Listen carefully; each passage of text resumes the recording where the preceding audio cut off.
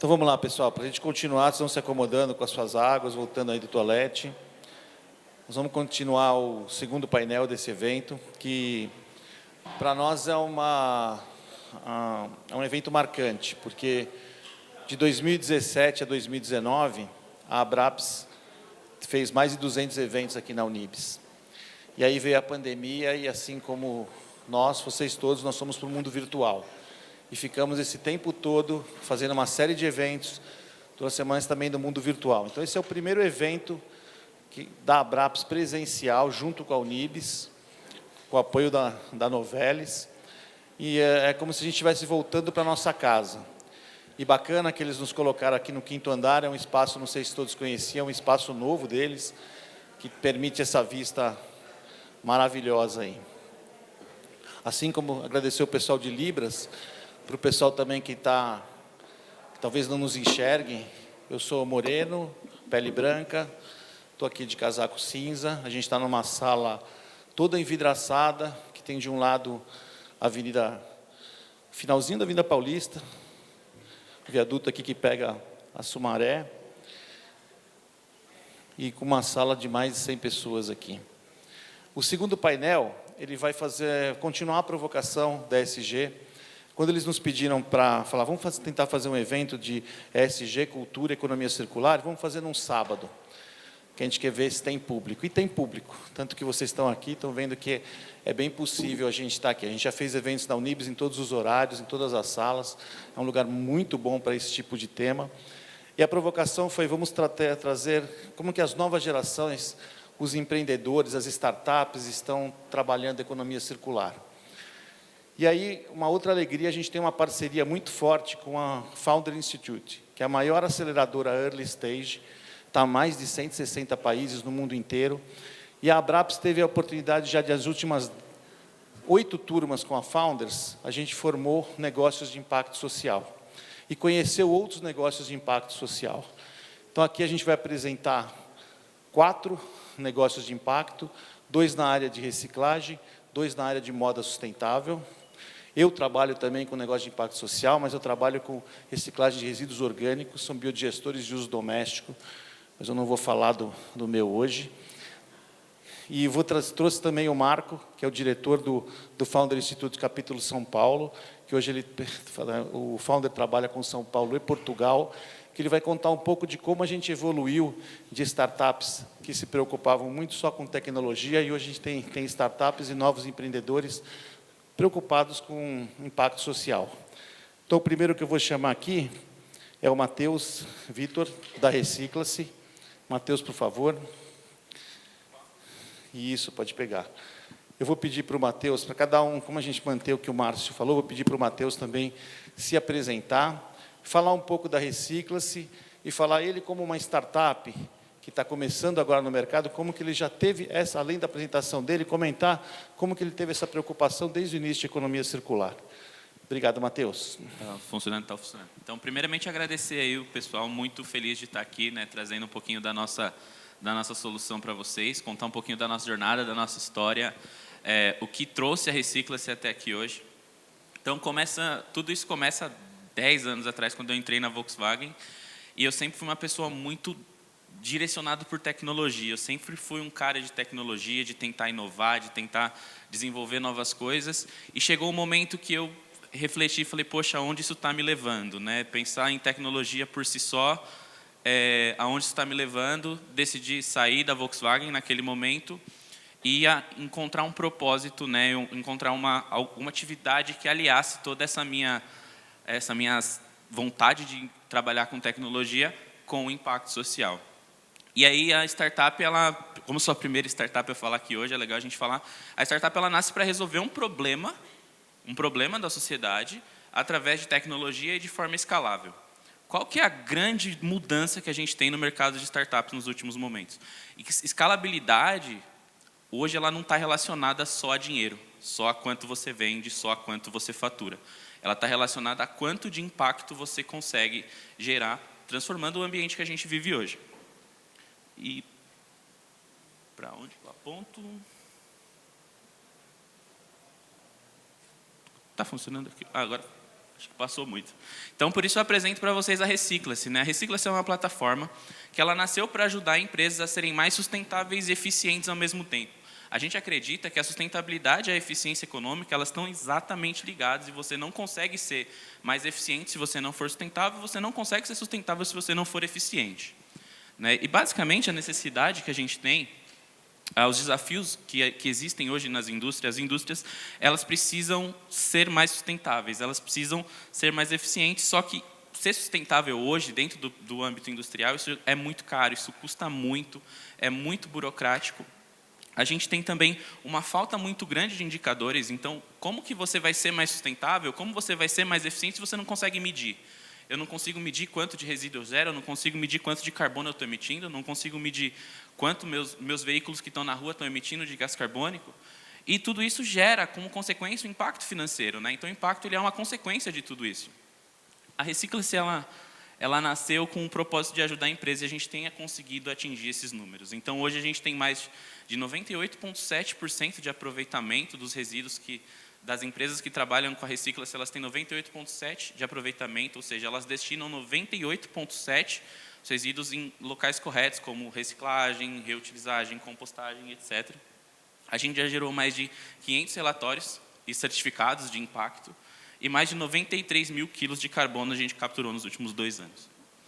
Fomos acelerados pelos maiores programas de aceleração do Brasil, como o Green Sampa, o Startup Weekend, o Founder Institute, que nos trouxe uma oportunidade, uma maturidade muito grande para estar no mercado hoje, Google for Startups. E aqui eu trago um testemunho, né, de um dos nossos clientes, que é a Sabesp, a Companhia de Saneamento de São Paulo, e justamente a gente fica bem feliz porque o que a Valéria, que é a gerente da Sabesp, falou está muito alinhado com a nossa proposta de valor. Então, com a Recicla-se, eles conseguem ser mais eficientes e sustentáveis e otimizar os custos relacionados à gestão de resíduos. A Recicla-se hoje ela tem 2 produtos principais. O primeiro é o Recicla-se Self. O Recicla-se Self é um produto para empresas que já possuem o processo de gestão de resíduos definido. Então, ela já sabe para onde esse resíduo vai, ela já sabe como que esse resíduo é capturado, ela já tem uma frequência, ela gera bastante resíduo, ela tem uma área, ela tem profissionais para trabalhar com isso.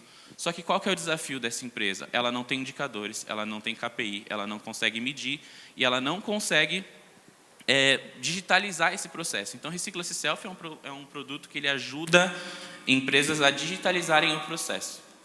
E a gente também tem o Recicla-se Optimize. Deu um susto aqui. O Recicla-se Optimize é uma plataforma, um outro produto da Recicla-se, que são para aquelas empresas que elas ainda não sabem. Poxa, eu preciso destinar corretamente o meu resíduo, mas eu não sei, eu não conheço, né, eu não tenho experiência suficiente para conhecer os melhores pontos, aonde estão os meus fornecedores, aonde que estão os potenciais destinadores, as indústrias. Então, a Recicla-se Optimize, através de inteligência artificial, ela vai encontrar a melhor saída para cada perfil de resíduo. Basicamente, tudo funciona através de uma plataforma que a gente chama de Smart Tracking, né? A gente trouxe um conceito muito, muito comum, né? Que hoje, quando você compra um produto num e-commerce qualquer, né? Ou num delivery, você sabe quando a sua nota fiscal foi emitida, quando o seu produto saiu para entrega, quando que o seu produto chegou, quando ele está disponível. E a Recicla-se utilizou esse mesmo conceito para criar o Smart Tracking. Então, através de blockchain, a gente monitora todo o passo do resíduo, desde o momento que ele é gerado até a hora que ele vai para o ponto final de reciclagem. E aí a gente tem 5 grandes etapas, né? Que é o primeiro é o planejamento, ou seja, para onde que esses resíduos vão, quem serão os coletores, como que isso vai ser feito. O segundo passo é a operacionalização disso tudo, que aí a gente vai trabalhar com coleta e a destinação adequada desses materiais. E, por último, certificados. Então, a Recicla-se ela emite vários certificados para garantir que, de fato, aquele resíduo foi descartado corretamente. Eu vi a palestra do Caleb, eu acho que ele já não está mais aqui, mas um dos grandes desafios da indústria hoje é garantir que os parceiros eles vão destinar corretamente os materiais. E a Recicla-se resolve justamente esse problema através da nossa rede, que tem só na Grande São Paulo a gente tem mais de 1.000 pontos cadastrados, a gente consegue destinar e ter uma capilaridade muito grande. E essa rede inclui coletores, destinadores, transportadores, indústrias de reciclagem. Então, a gente otimiza o custo logístico desse processo e consegue garantir que o resíduo, de fato, ele foi destinado corretamente. Agora eu queria apresentar para vocês um pouquinho da nossa plataforma, né? A plataforma, ela é um SaaS, é um CRM ambiental, baseado em blockchain, que ele vai otimizar todo o processo de gestão de resíduos. Então, você vai conseguir monitorar em tempo real aonde o seu resíduo está. Ou seja, eu mandei o meu resíduo daqui para uma central de triagem, por exemplo, no caso de cápsula de café. Esse material ele já foi destinado, ele já foi triado, ele já foi separado. Como que está funcionando ele dentro do processo e isso em tempo real? Basicamente, a plataforma da Reciclas tem 4 grandes pilares, né? O primeiro pilar são certificados. Então, você vai conseguir monitorar todo o seu processo de gestão através de certificados e não só certificados da Reciclas, mas certificados como o MTR e o CDF, que são certificados obrigatórios pelo SIGOR, pelo Ministério do Meio Ambiente. Tudo isso é emitido automático dentro da nossa plataforma. Um segundo ponto muito importante, a gente vai dar informação para o nosso cliente. Ele vai conseguir entender como que está a trend de geração de resíduos dele, como que é a previsão da geração de resíduos dele para os próximos meses. E quando a gente fala resíduos, a gente está falando de qualquer tipo de resíduos. Resíduos eletrônicos, resíduos orgânicos, resíduos químicos, resíduos líquidos, resíduos perigosos. Na nossa plataforma, a gente vai ter o rastreio, porque tudo isso é feito via blockchain. Então, você consegue saber, passo a passo, aonde que esse resíduo está. E esse é um grande diferencial, porque hoje a gente vê a gente entrevistou algumas grandes empresas, algumas delas geram aqueles relatórios de sustentabilidade, né, trimestrais, para mostrar para os acionistas, etc. E uma pergunta que a gente fez foi, como que você garante que esse número de 23% que você está colocando aqui, que seu material foi reciclado, de fato ele foi reciclado? Onde que estão esses dados? Como que funciona a governança desses dados? E a maioria deles, a resposta foi, olha, a gente controla isso por planilha de Excel, a gente controla isso via alguns certificados, muito papel, muita documentação, então muitas pessoas tocam nesses dados. Então, a gente precisa trabalhar com governança para, de fato, garantir que aqueles 25%, 30%, 40%, eles, de fato, representam 25%, 30%, 40%. E, por último, impacto positivo. A nossa plataforma ela tem um algoritmo que ela calcula a cada quilo de material reciclado qual que foi o impacto positivo gerado por aquela ação. Ou seja, se eu reciclei 1 quilo de plástico, 1 tonelada de plástico, quantos litros de água eu economizei? Quantos quilowatt-hora de energia elétrica eu economizei? Quantas toneladas de carbono eu salvei? Então, a gente entra muito nesse aspecto do marketing sustentável. Como que empresas podem comunicar para o mercado, para os fornecedores, para os clientes, para os parceiros, que ela está, de fato, trabalhando dentro de uma ótica de impacto positivo. Então, a gente tem da nossa plataforma, você consegue ver claramente ali qual foi o impacto, qual que é a sua previsão, total destinado, seu aproveitamento, muito mais. Essa é uma telinha da nossa interface. Isso pode ser acessado de qualquer dispositivo, tablet, celulares e etc. Então, você consegue ver ali, tem uma fotinho de como que a gente demonstra um impacto positivo, né? Então, esses impactos positivos a gente consegue trazer, por exemplo, né, não só em quilos de material ou em, por exemplo, toneladas de gás carbônico. A gente transforma isso para uma linguagem ainda mais simples. Vamos falar assim, a quantidade de gás carbônico que você economizou é suficiente para você dirigir tantos quilômetros com um carro popular. Porque aí uma pessoa que é leiga no assunto, ela vai entender, poxa, é bastante. E cada pequena ação, ela representa um pouco nessa cadeia. Então, a gente tenta trazer muito essa ação, né? Como eu falei, tudo em um único lugar você consegue acessar. A gente é muito orgulhoso desse número. Nos últimos 2 anos, a gente conseguiu salvar comprovadamente mais de 93 mil toneladas de carbono. Temos grandes clientes hoje, né? Então, um deles é a Sabesp. Então, uma das coisas que orgulha bastante a gente também é a empresa que dá a multa, ela confia na Reciclas para gerenciar os resíduos dela. A Otávio Café é um case bem legal, porque reciclagem e destinação de cápsulas de café é muito complexo, porque são vários materiais embutidos, você precisa fazer a triagem, então a gente tem um processo específico e uma parceria com a Nestlé para desenvolver essa solução. E, por último, a USP, né, que também a gente coloca como um case de sucesso bem legal, que a USP ela é referência em gestão de resíduos químicos e perigosos e utiliza a nossa plataforma para fazer essa gestão, para destinar, por exemplo, vidrarias e fazer a gestão de resíduos. A gente está, apesar de uma empresa nova, temos vários clientes e clientes grandes, estamos crescendo muito no mercado. Então, Aramis, Danone, USP, eMoving, Samap, Orfeu, né? E por que esse é o momento da gente investir, da gente trabalhar com uma solução como a Reciclas? Primeiro, o custo-benefício, né? Como eu falei, não adianta você ter uma solução como essa e ser tão caro que as empresas não consigam investir nisso. Então, a Recicla-se ela tem o melhor custo-benefício do mercado. Certificados, a gente consegue colocar todos os certificados necessários na mão das empresas para que elas consigam tomar decisões e ter garantias daquele material. Fiscalização, então, atender a PNRS não é mais um diferencial competitivo, né? Muitas empresas trabalham disso com um diferencial competitivo e hoje isso não é mais, é obrigação, né? Tudo dentro de uma plataforma unificada. Então, hoje, como que você faz essa gestão dos seus resíduos? Você tem 3, 4 planilhas de Excel, ou 1, 2, 3 plataformas diferentes. Na plataforma da Recicla-se, você consegue fazer tudo num único lugar. E, por último, né, o mercado está investindo, está valorizando empresas sustentáveis, empresas que investem nisso. Então, existem dados um dado da Deloitte, por exemplo, que até 2029, 85% dos fundos de investimento vão ser de empresas que tenham ações ESG, 83% dos clientes do mercado consomem mais produtos de empresas voltadas a ESG, só que isso precisa estar alinhado, né, precisa estar alinhado com o custo. Então, apesar das pessoas preferirem produtos ESG, elas não pagam muito mais caro por isso ainda. Então, meu obrigado, eu acho que deu tempo, né, foi no tempo combinado, bem treinado pelo founder. Então, qualquer coisa é só, nossos contatos estão aqui, a gente está disponível para conversar com vocês. Obrigado. Obrigado, Matheus. No final eu chamo vocês para responder as perguntas, tá? Tá legal. Para nós, assim, eu digo para nós porque tem outros, lá no Founders nós somos mentores voluntários, então tem outros mentores aqui também que estão assistindo, então para nós é muito, dá uma sensação de orgulho, emoção de ver o pessoal aqui falando, porque quando eles chegam para nós no programa do Founders, eles às vezes nem falam, e às vezes têm ideias, e aí você vê uma empresa aqui como a Recicla, que passou pela gente há 2 anos atrás e já está performando. Para quem não conhece, o que o Matheus falou, PNRS é a Política Nacional de Resíduos Sólidos, que regula toda a cadeia, a legislação da cadeia de reciclagem na parte federal. Lembrando que, quando você lida com resíduo, tem leis estaduais e municipais que também tem que observar. Da Deloitte, ele comentou no último painel, vocês vão ter exatamente, a Deloitte vai estar falando sobre esses números do ESG.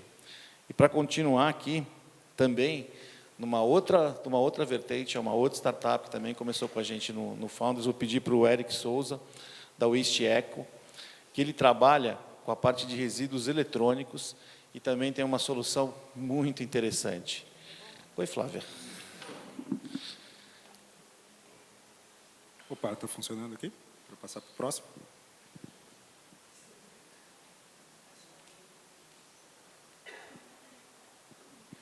Boa tarde a todos, eu sou Eric Souza. Primeiramente, gostaria de agradecer o convite do Marcos Mendes, que é o meu mentor, meu advisor aqui na Waste. Agradecer ao Ricardo pelo convite, a Braps.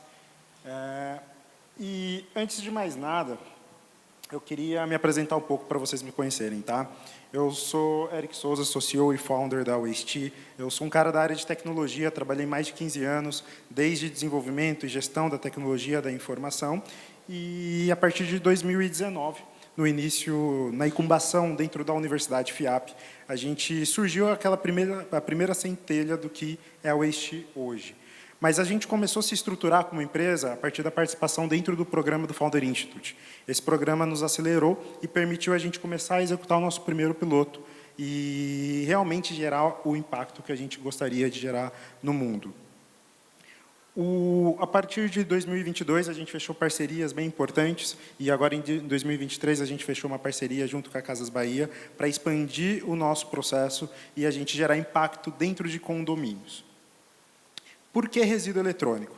Primeiro, o grande impacto do descarte incorreto desse resíduo eletrônico, ele impacta a fauna e a flora, além do impacto dentro do ecossistema que a gente tem. Esse impacto, ele também traz um impacto na saúde das pessoas, principalmente quando esse tipo de resíduo ele é queimado ou descartado de forma incorreta. Um ponto importante é a gente entender onde a Waste se encaixa dentro da economia circular. E ela se encaixa no processo de coleta e seleção junto com o consumidor. E para contar um pouquinho sobre isso, eu quero contar a história da Luna e do Heitor. A Luna, ela é uma moradora de um condomínio de prédios residenciais. E como 152 milhões de todos os brasileiros, ela tem aquele eletrônico guardado em casa sem utilização. Alguém tem algum eletrônico guardado na gaveta? Quantas vezes vocês já saíram de casa para descartar esse eletrônico? Muito complexo esse papel, né? E a aluna, ela sofre desse mesmo problema. Ela não sabia, mas ela descartava esse eletrônico no lixo comum ou no lixo reciclável, o que não garante a destinação correta desse resíduo. Mas dessa vez, ela viu uma notícia na TV e decidiu levar para uma loja. Dentro da loja, ela encontra o Heitor. O Heitor, ele é gerente de uma loja de um grande varejista. E o Heitor também não tem ideia, mesmo sendo obrigado por lei, a receber esse eletrônico e dar uma destinação para ele. Mas o Heitor é inteligente, então, por causa disso, ele decide pegar esses eletrônicos, mostrar a loja para a aluna e pesquisar uma empresa. E foi aí que ele encontrou a Waste. A Waste criou um ecossistema que vai na origem do descarte do eletrônico dentro de condomínios de prédios residenciais. Então, nós convidamos comerciantes e varejistas como o Heitor a patrocinarem pontos de coleta de resíduo eletrônico dentro de condomínios como o da Luna. E uma vez que ele está cadastrado na nossa plataforma, ele disponibiliza um cupom de desconto, onde a aluna, toda vez que faz um descarte, vai conseguir trocar por um novo produto na loja desse comerciante. Dessa forma, a gente aumenta a visibilidade da marca do Heitor e a gente engaja a aluna a fazer mais descartes e os moradores do condomínio da aluna. O nosso produto funciona da seguinte forma. A aluna, ela chega no ponto, ela tira uma foto do seu eletrônico, vai no ponto de coleta que está no seu condomínio, então a gente traz a comodidade desse processo e faz a leitura do QR Code. Uma vez que ela lê o QR Code, ela acessa a nossa plataforma para subir as fotos.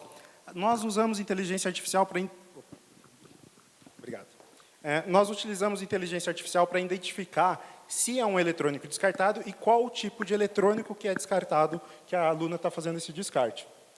E uma vez que a gente identificou, ela acessa a nossa plataforma, onde ela vai poder ver as categorias de produtos que o Heitor está disponibilizando para ela e trocar por um produto novo para ela conseguir utilizar a partir do momento que ela fez o descarte dela.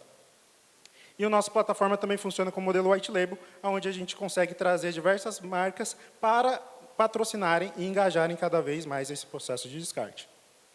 Por trás, a gente tem um ecossistema de parceiros. Esses parceiros são quem fazem as logísticas. A Waste dá prioridade para trabalhar junto com as cooperativas, exatamente pelo trabalho social. Então, nós não comercializamos os eletrônicos para elas. A gente doa esses eletrônicos para as cooperativas, onde elas podem gerar renda para os seus cooperados. E a gente está falando de um mercado gigante. É um mercado de mais de 14 bilhões, só aqui no Brasil, sem contar com a venda do resíduo eletrônico em si. E a Waste tem dois planos. A gente tem um plano de condomínio, que é o plano que o Heitor patrocina um ponto de coleta dentro de um condomínio, e nós também temos um plano SaaS, que basicamente todo mundo que tem um ponto de coleta no Brasil todo pode colocar nossa plataforma para gerar o engajamento e trazer suas marcas juntas para conseguir disponibilizar os descontos aos consumidores. Hoje nós estamos no interior de São Paulo, mas pretendemos expandir para São Paulo agora no segundo semestre. Estamos buscando parcerias de empresas que fazem o processo de coleta e cooperativas que fazem o processo de coleta dos resíduos. Estamos concluindo nossa inteligência artificial no sentido que a gente vai identificar a fabricante desse eletrônico e começar a primeira linha de rastreabilidade desse resíduo eletrônico.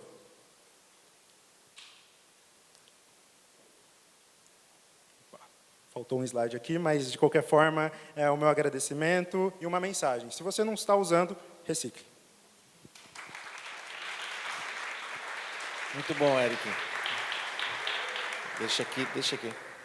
Interessante, vocês viram uma startup que recicla qualquer tipo de resíduo, agora uma específica com resíduos eletrônicos, e é muito bacana mesmo, os mentores estão aqui ver a evolução deles, porque muitos deles começaram com a gente mesmo. E agora a gente vai falar de um outro tipo de resíduo, que é o resíduo têxtil, que é um grande problema também, porque ele geralmente não é destinado de forma correta. E a gente trouxe aqui uma solução do Felipe Gachido, da Meros, que é possível fazer, sim, moda sustentável e uma moda bonita. Pena que a gente não conseguiu fazer um desfile de moda dele aqui, mas só pelas fotos já vão ficar com vontade de comprar essas roupas da Meros. Felipe.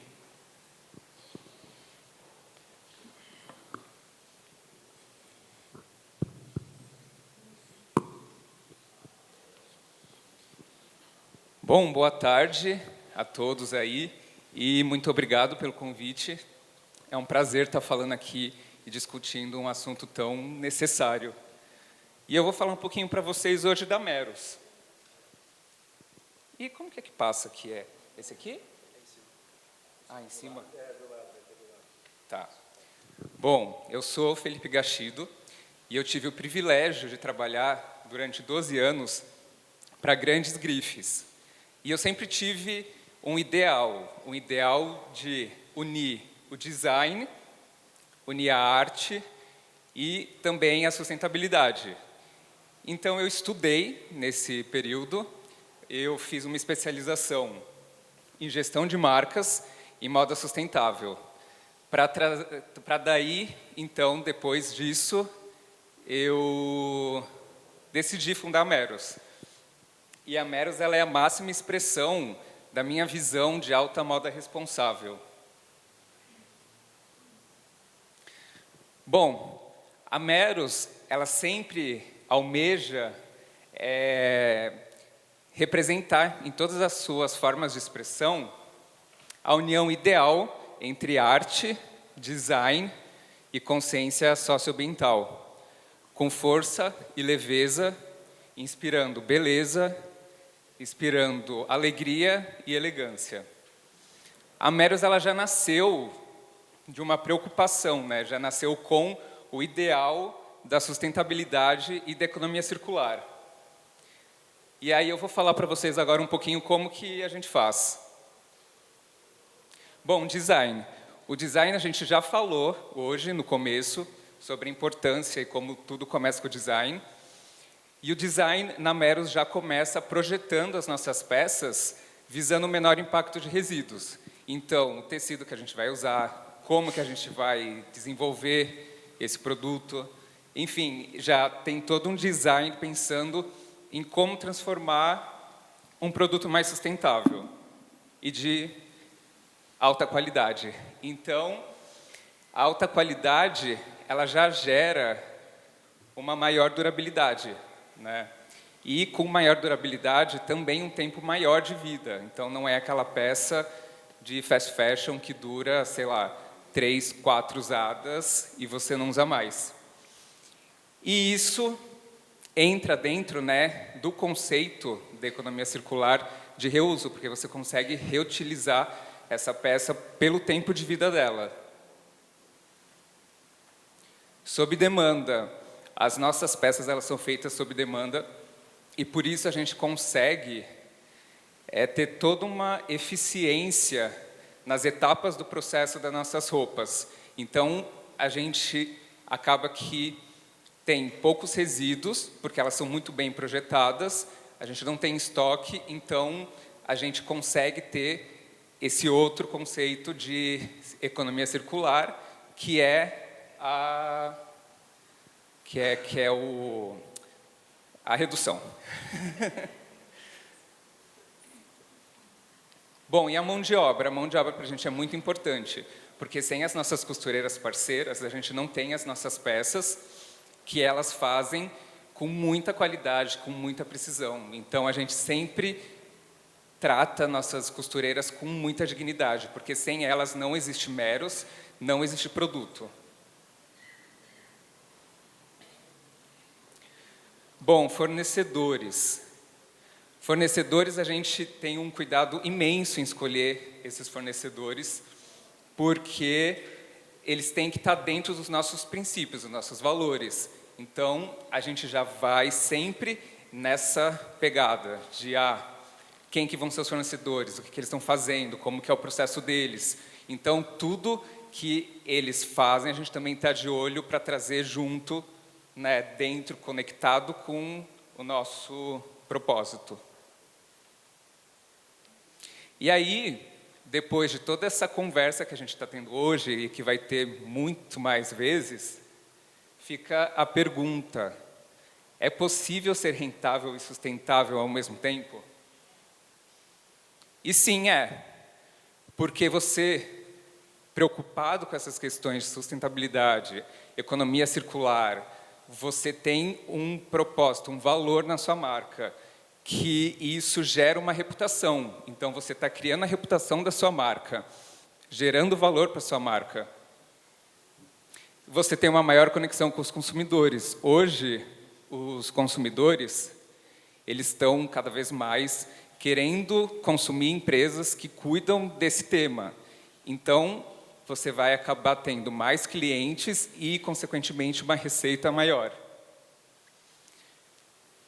A eficiência operacional. Quando você decide por reduzir energia, reduzir resíduos, você já está transformando a sua produção, né, transformando o seu processo ali operacional mais enxuto e, consequentemente, você acaba também reduzindo os custos dessa operação com essa eficiência.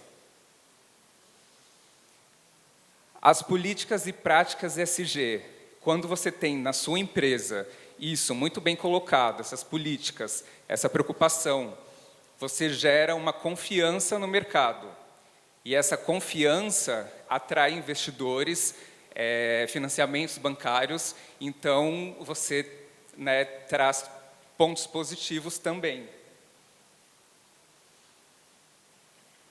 E para finalizar, eu quero agradecer e também quero orgulhosamente dizer que a Meros hoje ela consegue atingir esse equilíbrio entre rentabilidade e preocupação socioambiental. Obrigado. Obrigado, Felipe. A Meros é um grande exemplo que você não compra roupa, você investe num conceito. Para adquirir as roupas da Meros é no e-commerce, né, Felipe? É e-commerce do site, né, Felipe? Para adquirir as roupas da Meros é no e-commerce do site, né? www.meros.com.br. Aí vocês vão ver lá. A gente falou de resíduos, falou da cadeia teste, falou de reciclagem. Agora nós vamos trazer a Tamires Pontes, da Ficolabs, que é uma startup que investe em uma das coisas que mais a gente deveria ter aqui no nosso país que não tem, que é pesquisa e desenvolvimento. Então, é uma startup que começou com a gente também, é uma startup que está crescendo muito, e é um assunto que acho que muitos de vocês talvez não ouviram falar. Tamires, por favor. Tá, vou testar primeiro. Boa tarde. Vamos testar aqui para não... Tá. Não, tá. Eu quero voltar. Como é que volta? Você está com ele ao contrário na tua mão. Vira o contrário, sim. Você está com ele ao contrário na tua mão. Ah, sim. Tá. Bom, agora sim. Boa tarde, pessoal. Vou ficar aqui no meio também como o Felipe, que eu acho que dá para ver o pessoal daqui e o pessoal daqui. Eu sou Tamires Pontes, eu sou fundadora da Ficolabs. Foi fundada em 2022. Calma.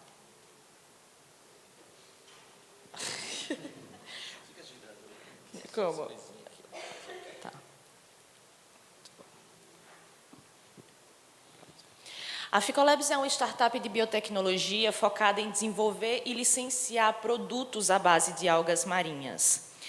Eu sou estilista têxtil há 10 anos, eu sempre trabalhei na parte de importação e exportação de tecido e conhecer o mercado foi me deixando frustrada. Aí é comigo. Não sou eu não. Tá com vida própria. Aqui. Perdão, pessoal, é a tecnologia. Pronto. É o outro botão, gente, aqui. A indústria têxtil é uma das mais poluentes do mundo, e não é Tamires quem está dizendo, é dados da ONU, vários relatórios privados e etc. Nós somos responsáveis por 35% dos microplásticos de oceano. A gente emite cerca de 10% de gases de efeito estufa. E aí, eu não sei se vocês sabem, mas para fazer uma única peça de jeans, a gente usa 5.000 litros de água. Não sei quantas pessoas aqui, mas é o suficiente para abastecer as necessidades diárias de 47 pessoas. Então, a gente tem problemas em toda a cadeia de valor. Como solução, como resultado do meu mestrado e como solução para essa moda frustrante e com problemas em todas as etapas da cadeia, a gente desenvolveu a Ficofiber, que são fibras à base de algas marinhas. que elas operam em um ciclo circular de produto com quais são as nossas vantagens comparadas às demais. Eficiência hídrica, eficiência energética, a gente está falando em menos resíduos químicos da indústria têxtil, a gente está falando de uma matéria-prima que são as algas marinhas, que são os organismos que mais absorvem gases de efeito estufa. Mas antes, vocês gostaram das algas, daqui a pouco eu falo delas. E esse é o nosso propósito, produzir fibras à base de algas marinhas, que operem um ciclo de vida circular fechado de produto e que sejam alternativa sustentável, não apenas para o meio ambiente, mas economicamente sustentável, para que a gente possa substituir as fibras de origem petroquímica, poliéster, nylon e etc. O que é muito curioso é que desde a Segunda Guerra Mundial para cá, a gente consome basicamente os mesmos tipos de tecido. E a gente consome da mesma forma, dessa forma linear. Então, como é o nome do evento e do painel, a única possibilidade da gente manter o planeta é uma transição para a economia circular. E aí eu trago até uma frase que é das leis das químicas, uma lei da química, na verdade, que é a Lei Lavoisier. Na natureza nada se cria, nada se perde e tudo se transforma. O tamanho do mercado têxtil no Brasil, ele é de quase $1 trilhão, global, perdão, pessoal, e quase mais de 1 trilhão, esse dado é de 2021. A indústria têxtil, ela é uma indústria, ela é agro, ela é química e ela é fashion, confecção e varejo. Então, quando a gente fala de moda, a gente está envolvendo muitos outros players. Então, a indústria têxtil é avaliada em $1 trilhão, a cadeia é muito grande para a gente chegar a isso. Então, imagina que isso envolve desde o cara que está desenvolvendo a Cono Pantone, desde a pessoa que está cultivando o algodão. Aqui no Brasil, representa 5% do nosso PIB. E nós somos o 4º maior produtor têxtil do mundo. Agora, imagina, indústria têxtil no Brasil é forte, nós somos o 4º maior produtor têxtil do mundo, o 5º maior produtor de vestuário, e o Brasil tem quase 10 mil quilômetros de costa. Por que eu estou falando isso? Porque eu não vou fazer pitch, então não vou falar do meu modelo de negócio, eu vou falar de economia azul. O Brasil tem quase 10 mil quilômetros de costa. Imagina a gente incentivar o cultivo de algas marinhas no Brasil, como foi feito nos anos 80, lá com o cultivo de algodão. A gente está falando de uma matéria-prima que não precisa de terras agricultáveis, não precisa de pesticidas, não precisa de inseticidas. Como eu falei anteriormente, capaz de absorver de 5 a 20 vezes mais gases de efeito estufa. Em 2017, a ONU proclamou a década do oceano. O que é isso? De 2021 a 2030, a gente vai ter que repensar a nossa relação com o oceano. E como é isso? A gente precisa proteger, evitar a poluição, a gente precisa torná-lo sustentável, produtivo e valorizado por todos. Inclusive, a COP28 desse ano em Dubai, no final de novembro até dezembro, tem o tema do oceano. Então, por mais que as pessoas falem, a Amazônia é o pulmão do mundo. Gente, 72% do planeta é feito por água. Água e alga também. Por água. E tem um paleontólogo chamado Tim Flannery, que ele também é dos meus, da seita das algas, assim, que ele tem uma pesquisa que se a gente fomentar, a gente criar fazendas de algas marinhas e cultivar elas em 9% das águas do planeta, a gente está falando em mais ou menos umas 4 Austrálias e meia. A gente vai poder absorver a mesma quantidade de gases de efeito estufa que a gente emite em um ano. Então, muito melhor do que a Terra, gente. Muito melhor já está. E, além disso, em outros países onde foi incentivado o cultivo de algas marinhas, Bangladesh, Tanzânia, Filipinas, Índia, melhorou drasticamente o status socioeconômico da comunidade, e, em especial, das mulheres. Então, isso são dados, são pesquisas que... Então, imagina, eu estou falando de uma matéria-prima que ela tem a maior taxa de crescimento do planeta, então ela está crescendo todos os dias. Variando o tipo da espécie, ela pode crescer em águas mais frias ou em águas mais quentes, então Isso é um modelo escalável, principalmente aqui para o Brasil, que no sul a gente tem uma temperatura e um pH, e no Nordeste a gente tem outra, e tem os metais, enfim, tudo isso vai variar a qual espécie se adequa melhor. Mas, falando ainda sobre as algas, hoje a gente consegue fazer quase tudo que a gente faz com petróleo, com plástico, com um PP, enfim, a gente consegue fazer isso com algas marinhas. E tem um pesquisador que eu gosto muito, que é o Vincent Dumézil. Ele criou o movimento A Revolução das Algas. E, a partir disso, eu convido todo mundo aqui para a gente não só ver o mar como peixinhos e etc, e vamos salvar, mas ver esses organismos vivos e coletivos que são as algas marinhas, que às vezes a gente fica até com nojinho na praia, está com alga aqui. Então, não sejam biodesagradáveis. A gente pode fazer muita coisa. Esse aqui na startup é o Marco de Biasi, o Ricardo e a Eliane fazem parte do meu board, que eu tenho um grande prazer. E tem um professor Hélio, o Rodrigo, então são pessoas que acreditaram nessa minha ideia da Ficolabs lá atrás e hoje me dão o suporte para que a gente possa continuar crescendo e galgando novos caminhos. Ninguém faz nada sozinho e principalmente sem dinheiro, né? Então, além do Founder Institute, desculpa, Marco, eu não coloquei o logo do Founder, foi mal. A gente foi acelerado pelo programa do Sebrae Catalisa ICT, que foi para transformar cientistas em empreendedores.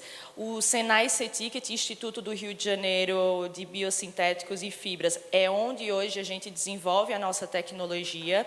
E a gente conseguiu, em dezembro do ano passado, um projeto Embrapi para poder escalar o nosso P&D. Então, em qual estágio vocês estão, Tamires? A gente está testando exatamente numa máquina maior as fibras, para que ela possa, no segundo semestre, ir um MVP de fato, assim, para uma escala industrial, e fazer todos os testes, porque, como eu falei para vocês, não é só a roupa, a indústria têxtil.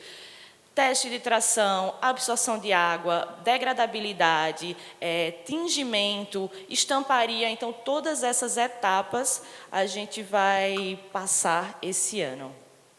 E aí é isso, são as algas que viram fio.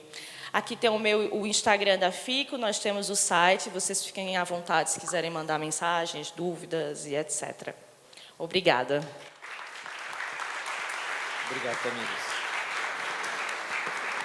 Você vê que ser mentor do Founder é um prazer, porque a gente, toda semana, a gente aprende mais do que a gente fala. A gente está ali agora só para apoiar mesmo, a gente tem uma troca de conhecimento muito grande. E agora, para encerrar as últimas palavras desse painel, eu queria convidar o Marco. O Marco é um amigo meu de 30 anos, a gente se conheceu quando ele veio da Itália para cá, para o Brasil. Na época, você veio na Telecom Itália ainda, né? E a gente fez um primeiro evento que tinha tradução de italiano, e eu caí do palco, de costa, com o microfone, era um palco alto, e ele lembra até hoje disso, porque eu fui apresentá-lo e caí de costa, eu não vi o palco. Ex-teatro lá da... Foi, no Cadoro. Na Cadoro. Aí eu levantei como se nada tivesse acontecido, estava doendo pra caramba, continuei apresentando, saí e ele fez... E a gente acabou desenvolvendo uma amizade desse ano todo, e quando ele assumiu o Founder, ele me convidou e eu falei, poxa, então eu queria levar a Abrapes junto, para a gente, além de já fazer todo esse trabalho que o Founder faz, que ele vai apresentar, então a gente tentar levar esse negócio de impacto, e vocês viram 4 exemplos aqui, que só enche a gente de orgulho, né, Marco? Porque você vê startups que começaram a Tamires era uma ideia, muitos deles estavam assim começando, lá com pitches de 1 minuto, e aqui falando, dando aula para a gente, trocando muito mais. Então, ser mentor hoje é ser só... A gente aprende mais com eles do que qualquer outra coisa. Marco.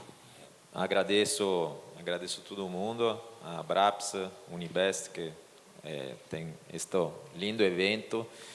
Para mim é uma joia ver estas startups, que são startups, são empreendedores, são pessoas que realmente apostaram nisso, né? A gente fala de early stage, não? Early stage é quando ninguém quer investir, não?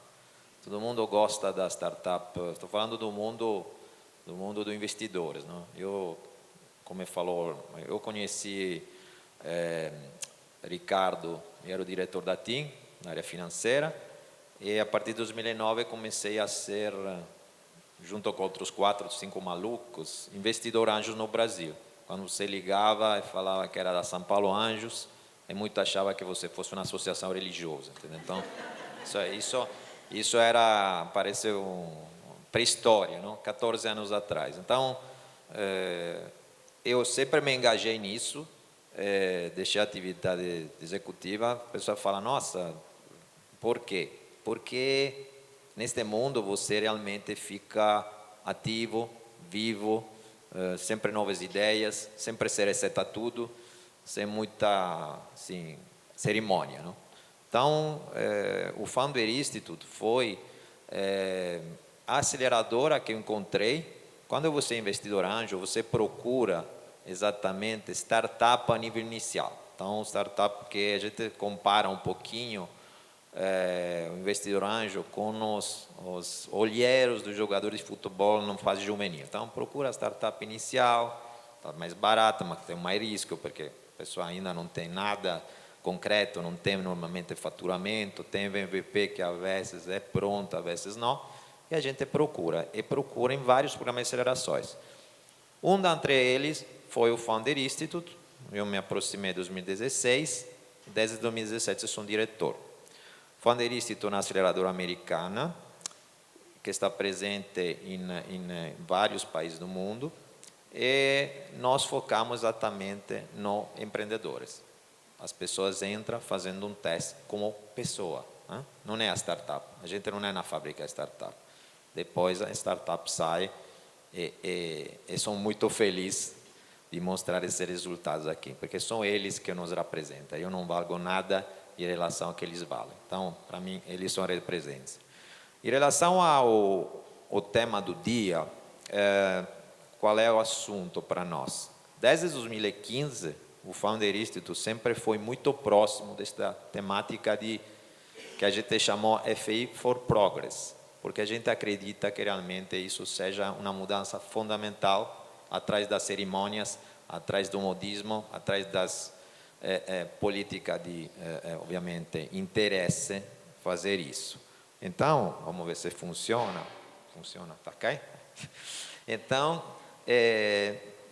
isso é interessante. Eu postei isso porque nós estamos deixando para futuras gerações um peso muito grande. Então, os novos, as pessoas que se formam, que nascem, vão ter estas pesadas barras, ou seja, redução de carbono é fundamental, mas quem vai fazer isso? Quem vai pagar as consequências lá na frente são as pessoas mais novas, né? Então, o que acontece? Isso foi estímulo, desde então, a tentar de mudar um pouco as coisas. E também, junto com o Márcio e o Ricardo, a gente mesmo no Founder começou a introduzir estes critérios, conceitos de ODS, que no mundo de investidores não era muito presente. Muito investidor achava que o ODS fosse uma coisa de beneficência, empresa de impacto, não vale nada, estamos perdendo grana. Isso valia para todo mundo. Eu não estou falando muito tempo atrás. Então a gente começou a colocar estas sementinhas. Esta sementinha por quê? Aqui temos exemplos, assim, os jovens estão subindo aqui, a gente que chama angústia digital, ansiedade, individualismo, consumismo. Estamos com problemas sérios em relação a o quê? A atual situação. A atual situação qual é? É uma situação que impacta o meio ambiente, impacta a socialidade, impacta todo mundo. Então, quando a gente fala de economia circular, aqui falamos de nobres exemplos de tal startup, mas também tem a pessoa que vai ser impactada. E nós trabalhamos muito nesse conceito. Estou falando que, especialmente isso foi muito forte na pandemia. A gente teve um grande retrocesso na implementação dessas políticas, porque, logicamente, a pandemia privilegiou determinados assuntos ligados à saúde, então se deixou do lado. Mas assim, nós sempre focamos nisso, e a startup, desde o início, desde quando o founder, ou seja, o empreendedor entra no sistema, faz a application, faz o cadastro, ele tem que colocar qual é, entre os 17 ODS, qual é aquela que mais se reflete nele. Obviamente temos também KPIs, mas atenção, KPIs, assim, certificações, tudo, atenção, tudo tem um limite. Acho que é muito importante seguir este ponto. Temos um conjunto agora de lei, temos um conjunto de regulamentos, temos um conjunto de ações positivas. É bom que as pessoas falem disso, mas depois é também um mix disso, é o bom senso das pessoas. Nada aconteceria se realmente a gente não tivesse um pouco de capacidade de entender que, além de ter o certificado, tem as pessoas que operam, né? Senão, determinada empresa nem teria quebrado, são todas certificadas. Então, isso é muito importante. Mas por que também alinhar a visão estratégica, a Agenda 2030? Porque realmente impacto não é somente algo que faz bem para o planeta, mas também tem um impacto econômico muito forte. Eu estava falando com meu amigo ontem, nesta semana, na Itália, na Emília-Romagna, teve a maior chuva dos últimos 100 anos, em 36 horas caiu, que não caiu por 6 meses. Vocês viram, realmente as pessoas viram que, por exemplo, o famoso Grande Prêmio de Fórmula 1 de Imola foi cancelado, e todas as culturas, que agora é período de primavera na Itália, toda a cultura de pêssego, tudo perdida. Então, 6, assim, chuva incrível. Então, tudo isso impacta muito pesadamente. Então, cada um pode fazer a sua sementinha. Como nossos empreendedores fazem, também é nossa tarefa fazer. Então, isso é nosso conceito. E quando a gente se sentou com o Ricardo, vamos começar a falar. Mesmo eu lembro que com o Ricardo a gente tinha empreendedores, gente no ecossistema, falar, não, mas aqui, empresa que fala impacto não é empresa tecnológica, não tem que fazer o founder, aqui tem que estar fora do founder. A gente insistiu, agora tem fundos que só mudou pra caramba. Agora, quando você faz uma tese de investimento com o fundo, faz financial e impacto. Se você não faz isso, você não apresenta nada. Então, mudou muito. E isso exatamente também é isso. Tem o Global Impact Investment Network, quem está seguindo esses objetivos de desenvolvimento sustentável. Então, o que acontece? Não é mais a opção, não é mais vamos fazer de bem, é obrigatório. Então, isso também é negócios, isso também dá prosperidade, ou seja, impacto com prosperidade. Também agora temos o marco legal da startup, que prevê também negócio de impacto. Estamos falando de lei no Brasil. Então, se prevê investimento de impacto, negócio de impacto. Isso é legislação, não é brincadeira. Então, mesmo isso existe. Né? Se alguém não quer ver, não vê, mas tem também isso.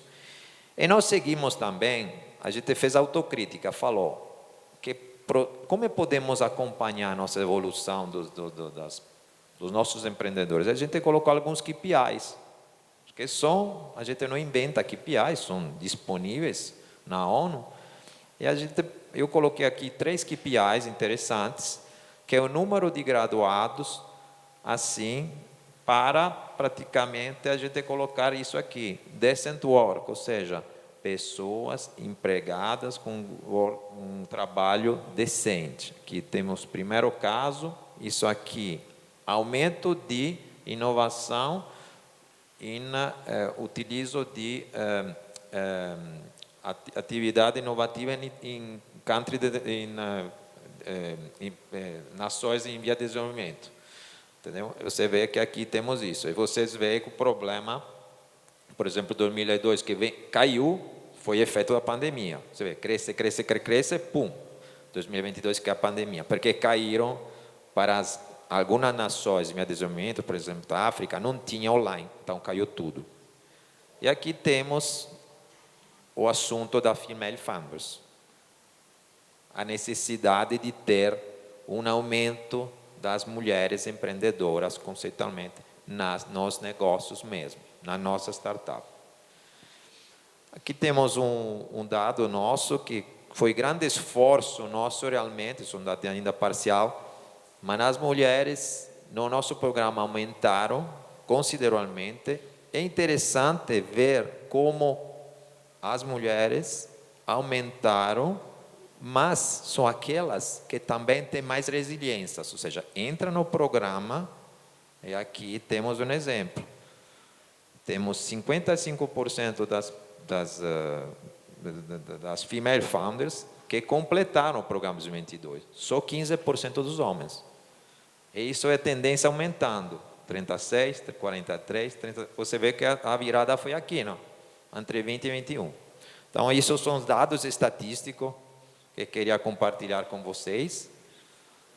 E exatamente isso. A gente está realmente focando na economia sustentável. É um conjunto, não? Economia circular. Pessoas, planeta e prosperidade. Só assim se faz. Isso é marco. Tem a próxima turma que começa em agosto. Quem quer se inscrever, fale também com o Ricardo, com os amigos da Braps. Estamos aqui. Obrigado. Obrigado, Marco. Vou convidar todos vocês para sentarem aqui na frente com a gente, se vocês puderem sentar.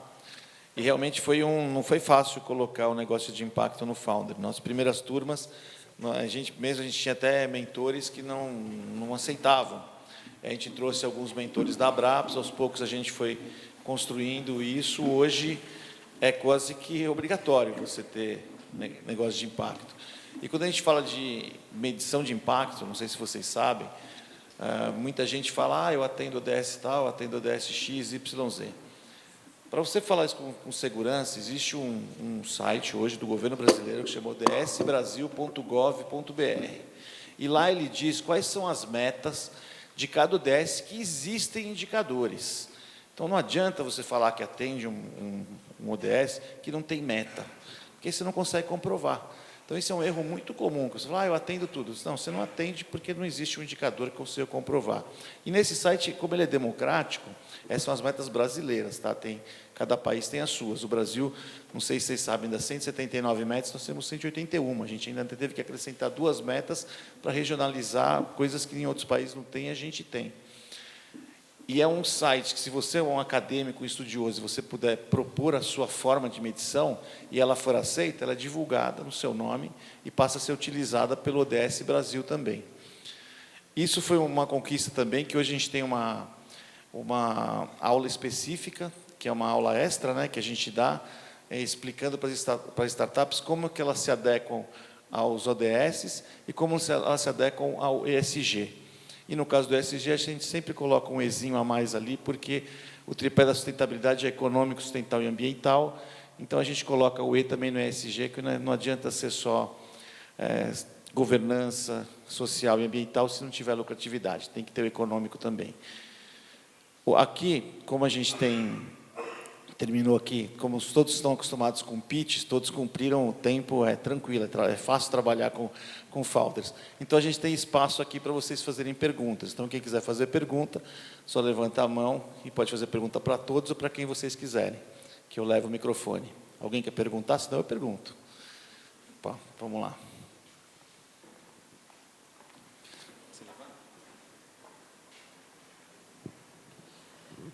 Boa tarde a todos. Meu nome é Marcos Muniz, sou da área de inteligência de mercado para as indústrias. Meu trabalho é exatamente fazer um processo de evangelização. Tudo que foi apresentado aí, na realidade, no dia a dia, se eu conversar com um CEO de uma empresa americana, ele não vai nem querer me atender, porque ele pensa no resultado imediato do business dele. Então, a minha pergunta, principalmente para o Matheus, do Recicla-se, é a seguinte: como dentro do teu modelo, já que na rastreabilidade você usa a blockchain como registro, você pode tokenizar e até o ativo dessa empresa se tornar uma NFT? Isso cabe para os outros também, porque esse é um meio de que os CEOs ou as indústrias poluentes, hoje em dia, que olham o resultado imediato, conseguem ver no programa do ESG uma forma rentável para o teu próprio negócio. Obrigado aí. Legal, boa pergunta. Justamente, eu acho que o principal gargalo hoje para se falar de soluções sustentáveis para a indústria é quanto que isso agrega de valor, né? E hoje, até dando um alerta de spoiler, a gente ainda não tem esse processo embutido na plataforma, porque essa certificação é uma certificação extremamente cara, a gente está em processos de conseguir essa certificação, mas para você tokenizar, né, para você gerar o que a gente chama de VCUs, né, você transformar esse impacto que a gente já mede, que é um impacto que foi validado, então hoje a nossa métrica de cálculo ela foi validada por vários órgãos competentes, auditorias externas, etc. E a gente está passando por um processo de certificação internacional para conseguir transformar esses tokens em VCUs. É um processo longo, caro, burocrático, mas respondendo sua pergunta, existem outras formas de você convencer esse CEO de como que ele pode agregar o impacto socioambiental na empresa dele. Uma delas é, se você tiver toda a certificação do seu processo, se você souber quando aquele envio de material específico saiu e para onde ele foi, você não tem risco zero de ter uma multa e uma sanção ambiental. Então, é um primeiro. Então, você é imposto... eu vejo muito essa questão de... Poxa, né, o sustentável está ganhando força, mas para a gente mudar essa conscientização, está sendo aplicado multas, principalmente em São Paulo, a gente vê uma fiscalização muito mais ativa. Então, se você pegar a portaria da CETESB de dezembro de 2022, empresas que não tiverem destinação adequada comprovada não terão suas licenças de operação renovadas. E isso se abrange todos os grandes geradores, né? Grandes geradores de resíduos. E todo mundo que gera mais de 200 litros de resíduo por dia, ou seja, 2 sacos de 100 litros por dia, é considerado pela legislação grande gerador. Então, existem várias formas de você tentar engajar esse CEO. A gente, no começo, né, pela visão empreendedora, de vamos transformar o mundo, a gente achou que mostrar os números de impacto seria suficiente, mas não é. Você precisa mostrar como que a empresa dele vai gastar menos dinheiro, vai retornar mais investimento, vai ser mais atrativa. A gente tem um caso de uma empresa que trabalha com a gente, que ela produz bicicletas elétricas, né? E um dos resíduos que ela descartava com a Recicla-se eram quadros de bicicletas de alumínio. E quadros têm um valor agregado alto, porque o alumínio tem um valor alto no mercado e tal. Só que, com a nossa plataforma, ele começou a perceber que quanto mais resíduo ele gerava, e com a predição que a gente entrega para ele conseguia atuar dentro do processo, que por mais que o alumínio tenha um valor alto, ainda era um refúgio do processo produtivo dele. Então, ele consegue entender se o tracking de geração de resíduos dele está indo para um local que ele não gostaria, o que ele pode fazer para mudar isso antes, toda a parte de... Como se atender políticas, como que você certifica, né, como que você valoriza a sua marca através de ações sustentáveis também é muito importante. E sem contar que com a nossa plataforma, como a gente tem uma cadeia muito grande de fornecedores, a gente consegue otimizar o custo logístico. Então, se você procurar no mercado outras soluções, muito provavelmente vai ser a mais barata que você vai encontrar vai ser a Recicla-se com tudo que eu apresentei para vocês. Maravilha. Alguém quer complementar ou abro para outras perguntas? Para quem tem pergunta aqui? Eu sou complementar que tem também o lado financiamentos, tá? Então, se a empresa não tem uma mínima política nisso, vai ter dor de cabeça também por financiadores. Segundo, quer exportar, quer na Europa, vai ser barata também. Então, não é somente a lei que tenho medo de pegar multa. Também, lá na frente, não vai mais na frente. Ou seja, isso aqui é só para agregar que estava falando o Matheus. Quer ter um financiamento? Tá bom, vai pagar juros mais caros, porque você não está fazendo política nenhuma em relação a isso. Isso é fato agora. A gente vê isso, seja com a startup, imagina com empresas que opera em segmentos que são sensíveis e não faz nenhuma tipo de medida, cara, é suicídio, no ponto de vista assim. Alguém? Pessoal, no evento? Isso. Não, aproveitando só que já começou contigo, como é que você faz? Porque assim, mudar comportamento é uma coisa muito difícil. Muito legal que você já está colocando nos condomínios. Nossa, 100%. É o Eric. Ah, desculpa, confundi. É porque para mim é porque ele é tão agregado, tá tão junta a ideia, assim, ela tem tudo a ver. Então, desculpa, vocês deviam se unir e fazer um novo negócio.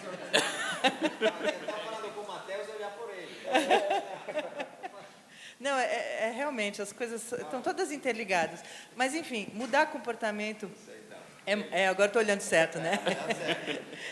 É sempre um desafio. Como é que vocês conseguem, ou quais são as ações que estão planejadas? Porque isso leva tempo, mesmo sabendo que vai receber esse prêmiozinho de ter o desconto nessa moeda de troca, mas eu acho que é o grande desafio fazer essa mudança de comportamento.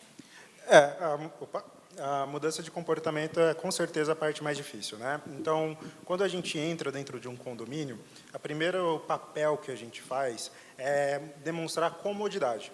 Então, hoje, todo mundo já desce no seu condomínio, vai até a sua garagem, ou até o seu local, e faz o descarte do seu resíduo comum, ou do seu resíduo reciclável. Então, os pontos de coleta que a gente coloca já estão próximos a esses pontos de coleta também, né? Então, isso a gente já começa a mostrar para o morador que ele já tem mais uma opção ali de separação.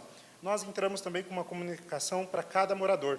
Então, hoje a gente entra por via WhatsApp do grupo também, né? Mas a gente entra de uma forma offline bem forte, junto com flyers de comunicação do processo para cada um dos moradores, e a gente entra com um material de comunicação tradicional, que são as A4 dos elevadores, né? E no nosso ponto de coleta ele é adesivado, então você vai ver toda a etapa do processo, como fazer, você vai ter a leitura do QR Code.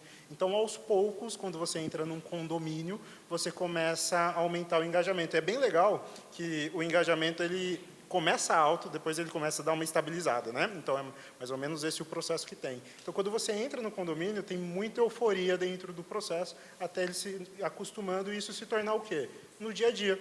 Então, a gente vai trabalhando nessa etapa e depois incrementando com pílulas de conhecimento a partir de educação ambiental, para você aumentar a conscientização. Não, mas sua proposta está válida. Quando você vier para São Paulo, a gente otimiza a sua logística, poxa. Pô, vamos conversar sim, com certeza. Uma pergunta para a Tamires. Com certeza você deve ter visto, teve um prêmio promovido pelo Tom Ford sobre embalagens e acho que tinham 5 finalistas dos 5. Notpla ganhou. Acho que 3 ou 4 eram, né, materiais provenientes de alga. Pergunta é, vocês estão pensando também na questão de produção de embalagens?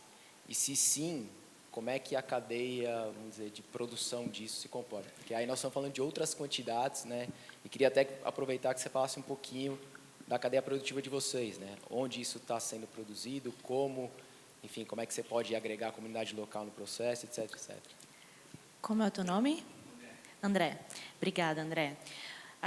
Saiu agora o Notpla, inclusive foi um dos vencedores dessa premiação feita pelo Instituto Tom Ford, que é um grande estilista da moda, e essa Notpla foi um dos vencedores, e também eu trouxe ela porque houve um outro grande desafio promovido pelo Príncipe William, que é Earth Prize, que eles também ganharam. Sobre se a gente vai entrar em embalagem. Não, porque quando a gente entende o poder da matéria-prima que a gente pode fazer, ou a gente vai ter um foco, ou a gente não vai fazer nada. Hoje, as fibras têxteis, o foco dela são para as roupas, pelo background da onde eu venho e por estar na indústria e tudo mais, e também para as fibras para aplicação biomédica, ou seja, restituição celular regeneração tecidual. Regeneração tecidual, entrega de drogas. Então, porque a matriz extracelular da pele é fibrosa, então, com fibras pode auxiliar nesse processo. Então, hoje, meu foco é esse. No projeto Embrapi, que a gente está desenvolvendo no Senai CETICT, no Rio de Janeiro. Então, hoje a gente não tem uma produção grande, a gente está finalizando o PID com o Senai CETICT no Rio de Janeiro. E o que a gente tem feito a mais, mas também nesse universo da moda, pigmentos à base de algas marinhas, um resíduo de algas que a gente está transformando num couro para a indústria do calçado, e também uma outra formato de fazer fibras, que daí é uma outra metodologia, não é por fiação a úmido, é por fusão. Então, são pellets, enfim.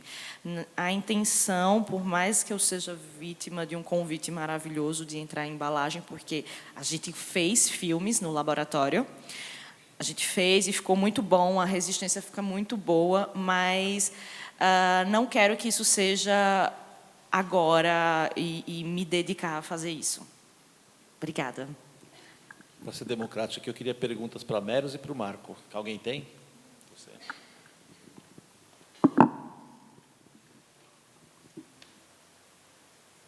Boa tarde, tudo bem? É para o Marco. Marco, nós estamos num momento muito angustiante do nosso tempo, né? Nós estamos caminhando para o fim do capitalismo e início da economia de sobrevivência. O planeta está começando a ser hostil à nossa própria existência e o 2030 já se tornou o novo 2050. A respeito da ODS, sobre a sua opinião, qual que é o caminho que a gente está indo, se a gente vai conseguir atingir as metas da ONU, porque há várias legislações surgindo na Europa a respeito de greenwashing, de termos de padronização de relatórios de sustentabilidade. Como que você vê esse caminho que a gente está indo, se a gente vai conseguir, né, atingir essas metas até 2030? Eu não tenho esta bola de cristal para fazer isso, tenho todos os seus poderes, visão, mas acho que eu sou otimista, porque vendo também o que acontece no nosso ecossistema. Estava falando antes, também com o Ricardo, aqui tem também o nosso mentor, Guilherme Iata, que é super mentor nosso, está presenciando, o maior mentor da América Latina em relação a isso. Obrigado, Guilherme. Ele trata realmente de política também, de ambiental, de sustentabilidade e tudo. Mas eu acho que se está fazendo muito, né? Os jovens estão cobrando muito também, entendeu? Antes era algo que era meio considerado beneficência, sabe? Beneficência, tinha também os fundos de impacto, agora não.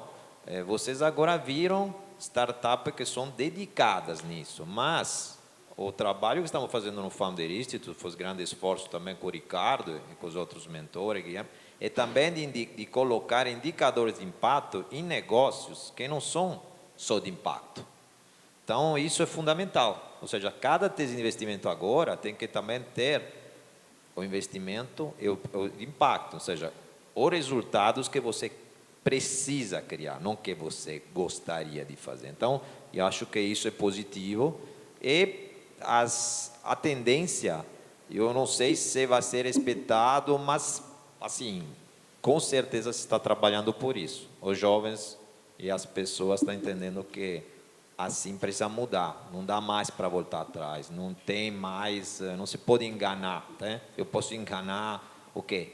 Então, isso é um exemplo, absolutamente, acontece aqui, acontece na Itália, acontece em qualquer lugar. Agora, ninguém é livre de ser empacado, entacado, não tem mais isso. Então, eu tenho confiança que isso está mudando, já está mudando completamente. Quando eu cheguei aqui da Itália, em 97, eu estava procurando um lugar onde colocar o lixo descartável. Não tinha. O cara falou, nossa, não tem. Joga aqui, tempo perdido. Morava em casa, falava, não, você está colocando painéis solares, muito mais caro o painel solar. Colocou aquecedor elétrico, está perdendo tempo. Realmente, você pagava mais caro. Ou seja, isso já está mudando, entendeu? Já está mudando. As pessoas antes achavam o pessoal muito mais importante do global. Não, para mim, mas se depois o cara avaliava o negócio do painel elétrico do lado do pessoal, mas se tem depois aqueles dias nublados em São Paulo, você fica com um pouco mais frio. Isso era conceito de avaliação. Zero de economia de meio ambiente, zero do planeta, zero. Então, acho que está mudando muitas coisas. Eu vou só complementar, dificilmente a gente vai atingir essas metas, com certeza não vai. Até porque, para atingir todas essas metas, a gente precisaria ter uma colaboração muito grande de todos. porque muitas metas são sociais, envolvem uma mudança de cultura muito grande do mundo como um todo querer mudar. Não sei se vocês pegarem o último relatório Luz, que diz das nossas metas, depois da pandemia, a gente está longe de todas as metas.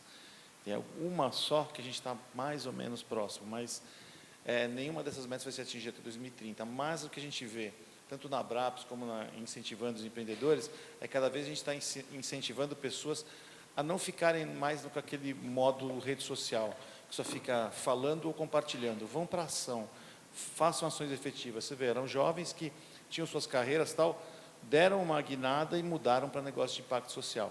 Qualquer um de nós pode fazer, não precisa montar um negócio, mas você pode mudar o seu modelo de vida, algumas pequenas ações que podem fazer isso.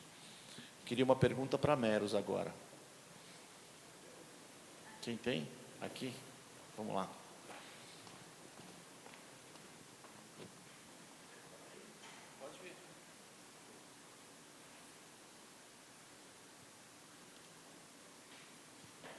Bom, prazer todo mundo aí. Meu nome é Leandro, eu trabalho diretamente com a cadeia de restauração, né, plantando floresta, enfim.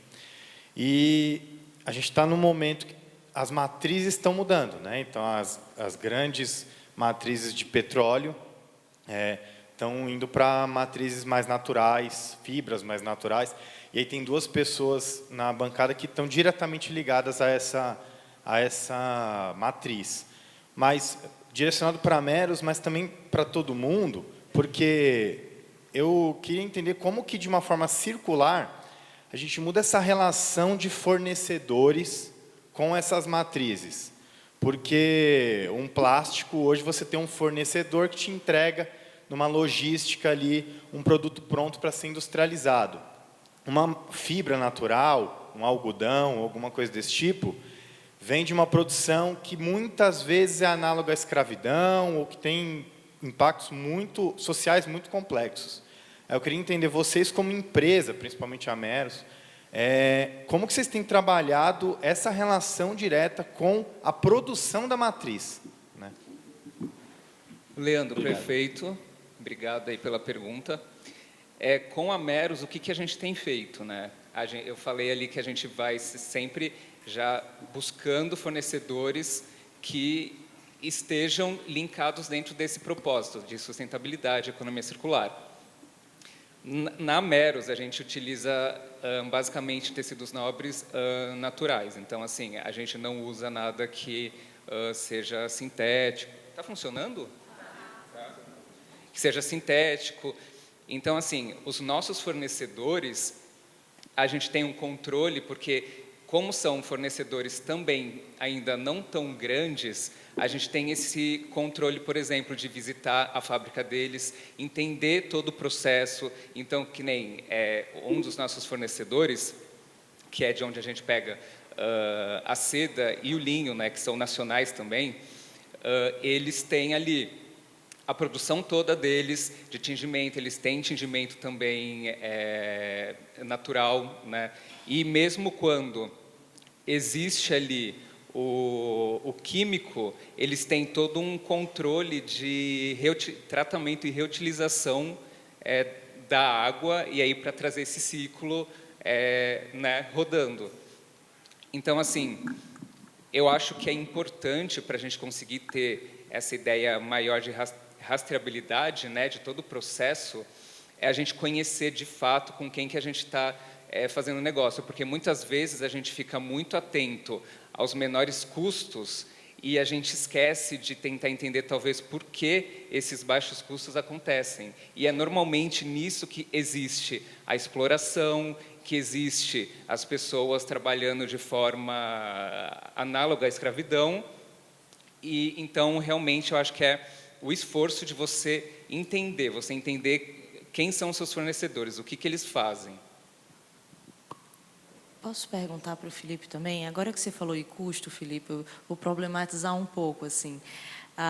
Você como criador e como empreendedor, enfim, é possível ser sustentável na moda com preço acessível? Olha, Tamires, essa pergunta eu acho ela bem capciosa, mas assim, né? Eu ia problematizar. Mas assim, eu entendo que, né, é possível, você consegue, eu acho que,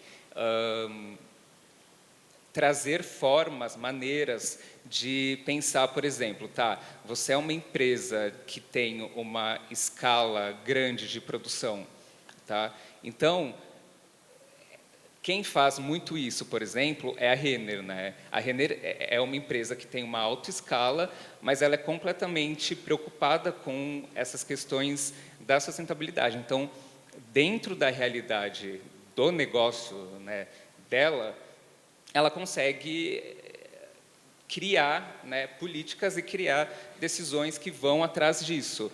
Então, eu acho que é muito mais uma preocupação real de fazer a mudança, que nem, por exemplo, a Shine, que está agora com esse oba-oba, mas elas não têm nada de política de sustentabilidade, enfim, ela é uma marca vazia, né? Ela só vende roupa barata.